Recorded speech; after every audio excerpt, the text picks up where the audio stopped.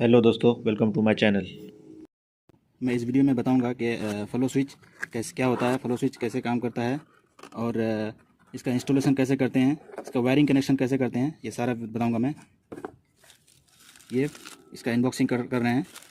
ये flow switch है, इसको खोलेंगे पूरा। ये एक्चुअली हनीवेल का फ्लो स्विच है। हनीवेल मॉडल नंबर WFS 6000 है।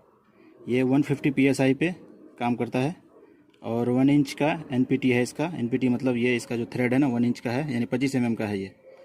और 25 एम्पियर इसका करंट और 250 वोल्टेज है इसका। इसका फ्लो डायरेक्शन ऐसा होता है, ये आपको मैं आगे बताऊंगा।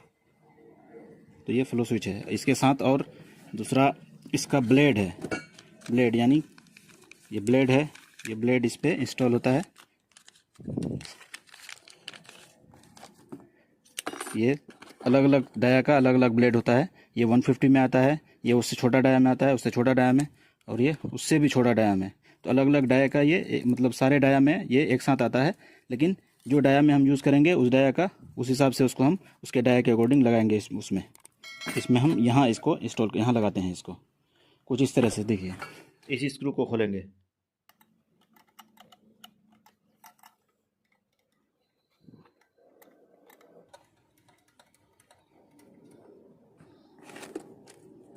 मान लो हम 150 वाला लगा रहे हैं, तो 150 का यहाँ लगा करके इसको इस तरह से कुछ इस तरह से हम इसको टाइट कर लेंगे इसके स्क्रू ड्राइवर की मदद से। लेकिन इसको जब हम टाइट करेंगे इस ब्लेड को, तो इस बात का ध्यान जरूर रखेंगे कि एक यहाँ ग्रूव है, इसके ग्रूव के अंदर घुसना है। ये वाला ग्रूव है ना, इसके अंदर घुसना है।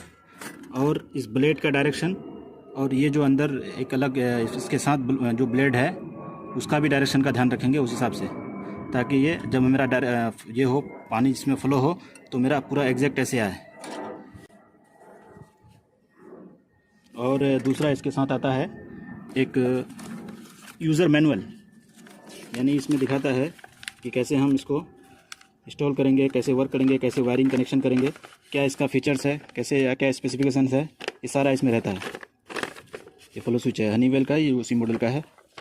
तो ये पूरा ये रहता है। जैसे देखिए यहाँ पूरा ये दे रखा है। इसका ब्लेड अलग अलग ब्लेड में क्या क्या इस्तेमाल करेंगे, कौन कौन सा करेंगे, इसका स्पेसिफिकेशन देख रहा है। ऑपरेटिंग प्रेशर क्या है, रेजिस्टेंट प्रेशर क्या है, इंस्टॉलेशन रेजिस्टेंस क्या है, सब सारा दे रखा है इसमें। तो ये आप पढ़ करके उस हिसाब से अकॉर्डिंग इसको यूज़ कर सकते हैं। दूसरा इसका वायरिंग कनेक्शन के बारे में भी दे रखा है इसमें, ये बहुत इंपॉर्टेंट है।